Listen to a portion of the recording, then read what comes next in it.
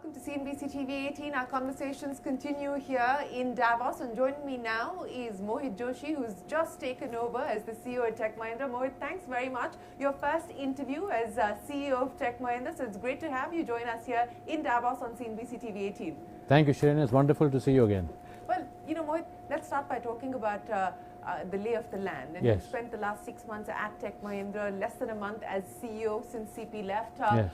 You know, as you go about reshaping things, as you go about putting together a strategy for accelerating growth and getting the company back on track, you need to be able to identify what needs to be fixed. Have you got a handle on that?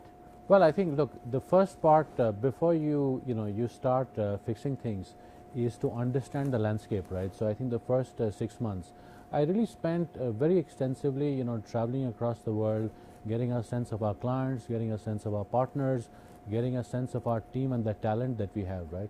And what really emerged to me in those 6 months was a very good picture of the organization, and firstly the talent, right? We've got 150,000 people across the world, and just the depth of the engineering talent in the company, the depth of the creative and the technical talent, their deep connection to TechM was really inspiring to see. As you know, TechM really is a company that has multiple strands to the DNA. There is the old Mahindra BT strand of the DNA, which is very focused on telecom. There is the Satyam strand of the DNA, right, which is very focused on enterprise, especially on package implementation and consulting. And then there is the strand of the DNA that comes from all the acquired companies. So this has given us a very rich talent, right? So that's the first thing that struck me. The second thing that has struck me is the quality of the clients that we have, right?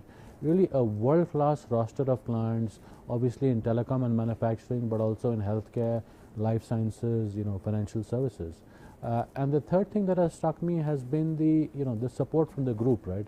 The Mahindra group, which I did not know well earlier, and sort of the businesses that we have, whether it's in financial services or auto and farm, and the ability to drive their tech transformation, but equally to use all the deep insights and the subject matter expertise to make Tech Mahindra even more of a powerhouse than we already are. That's been my finding. Now to your question on transforming the company. Look, I think this is a great company. This is a great company, and CP had been a great CEO. But obviously, in the 10+ years that he'd been the CEO, the organization had been built around him, right? And so there was the opportunity to reshape the organization, to streamline it, and that's what we've been focused on. Part of it has been, getting the sales organization under 6 strategic business units. It's been getting the IT delivery and the engineering business under a chief operating officer. Our erstwhile CHRO has moved to a market-facing role, so getting a new CHRO. We didn't really have the role of a CMO earlier, so getting a new CMO. So it's exciting, right? It's exciting, the work of of reshaping what is already a very good company. Yeah, so you've started with the reorganization to sort of add roles where you believe that roles are required, as well as reshape some and bring in more accountability where some is required. But when I was talking to Anish, and you talked about the Mahindra group, and he's clearly confident about Tech Mahindra's ability to be able to accelerate on its growth strategy. But of course, he's also mindful of the fact that it will take time. Now, he believes it could be a 2 to 3 year timeline by when we could see you catch up to your industry peers or get to industry level growth rates. Is that what you're working with as well? What's the near-term targets that you've set for yourself? Sure. I think, look, like you mentioned earlier, it has only been a month into the job, so it's very early for me to prognosticate on when we will be beating our peer set. But what we've already told the markets, right, is that we have done the reorg. We've identified the senior leadership of the company. We have clearly identified that we will be working on a set of 3 plans, right? So we're working on a plan for growth or a plan for revenue. Like I said, we have a market-leading position in telecom, a market-leading position in manufacturing, a $1 billion+ business in financial services, a very healthy healthcare and life sciences business. Half our business comes from the Americas, half of it is from outside. So the plan for revenue will really focus on what are the sectoral bets that we take, what are the bets that we take from a markets perspective, what are the alliances and ecosystem partnerships that we build, what are the service lines that we innovate. I haven't mentioned the word AI, so how do we get I was going to get to AI in a bit. How do I get AI to drive our growth, working closely with the hyperscalers? There is a plan for margins, right? How do we make sure that our margins catch up with our peers? How do we drive greater productivity? how do I invest more back in the business? And then it's very important for me that we build a plan for the organization, right? We're also bringing in a new chief learning officer to really reinvest a lot more in training. We already have Mahindra University, which is one of the leading universities in the country, partnerships with Cornell, partnerships with the Grand Ecoles. How do we use that to turbocharge our growth? Yeah. Like I mentioned, we have a new chief marketing officer coming in. How do we build this wonderful brand into something more? There's a plan for talent within the company. So a plan for growth, a plan for margins, and a plan for the organization is what we're working on. And hopefully, as soon as we have it in place, you'll be the first to know. I look forward to hearing more details from you, but I'm still going to elicit whatever you can share at this point in time. I understand it is work in progress, but let's address the plan for margins, because perhaps that will be one of the big challenges that you take on, considering the fact that there is a large gap between where your peers are and where you find yourself, almost half of where your peers are today. So what will the levers be to drive margin expansion? So look, as far as margin expansion is concerned, those levers are quite well known, right? I think the levers have to do with the shape of the pyramid.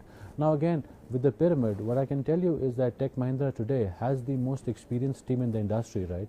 Which is why if you look at the transformational programs that we are driving, those are the most stable programs and that have delivered, because on average, we have a team with 9 to 10 years of experience as opposed to 2 to 3 years for our peers. So I don't want to lose that advantage fully, but we will have to look at how we reshape our pyramid over time and with growth. There are the service lines, for instance. We have a wonderful partnership with SAP, wonderful partnership with Oracle, a huge amount of work that we do with AWS and Microsoft and Google. These are higher margin businesses. How do we grow those? We have a wonderful digital engineering business, right, both in India, but we also have 1,000 people in Riga in Estonia. How do we grow that business, because that is obviously a higher margin business for us. We've got a wonderful design business, so we've got it under the Born umbrella, but we also own Pininfarina, which is the leading sort of design studio in Italy. So how do we use these service lines to get into higher rate and higher margin businesses? There's obviously the old sort of levers in terms of in terms of the on-site offshore ratios that we'll be looking at. We'll be looking to drive a lot more productivity for our fixed price engagements. We have some problem projects where contractually we're looking to see how we can reshape those. So looking at a lot of levers, but again, like you said, that this will take time, and we want to make sure that we're able to grow in a healthy fashion and be able to equally reinvest in the business, because at the end of the day, our business, the engineering business, the IT services business, will be a growth business for many years to come. This balance between reinvesting in the business as well as eking out cost savings, productivity gains, what will that balance mean, and what could we expect in terms of savings? You talked about some of the problem projects. What do you mean by that exactly? Where else do you foresee problems? Which are the problem areas where you potentially could see yourself exit? Yeah. So look, as far as the margin piece is concerned, we have to draw that balance, right? We have to draw that balance about, what do we reinvest in the business? What are the commitments that our teams are making, to us of future growth, as opposed to what is it that we have to deliver for their shareholders, not just near term, but in the long term as well. And I do think it makes sense to be to be patient in this, and we will be patient because we want to create a long-term solid organic business. As far as the problem projects are concerned, look, there are some projects where, for instance, it could be that contractually that we have made certain commitments that we need to revisit. Maybe there are some milestones and we have to exert an extra effort to hit those milestones. And in some of these cases, these could be programs or projects that we've gotten into that we now want to exit, and these are all things that we're looking at. But again, just one part of a comprehensive look at our overall project and program profile. You talked about telecom, and of course that has been an area where you enjoy significant amount of exposure. So I wanted to understand from you, what the trajectory looks like as far as telecom in specific is concerned, but also in areas where you're very familiar with, BFSI, healthcare, etc. The management commentary from your peers suggests that there are green shoots emerging, at least as far as BFSI is concerned. What's the sense that you get, and what does the deal environment for you look like? Sure. So look, I think telecom has obviously been just the way the heritage of the company, right? With Mahindra British Telecom, we are deeper into the networks than any of our peers. That's a business we understand better than anybody else. Whether it is level 6 in autonomous networks, or whether it is how you drive more ARPU and greater longevity.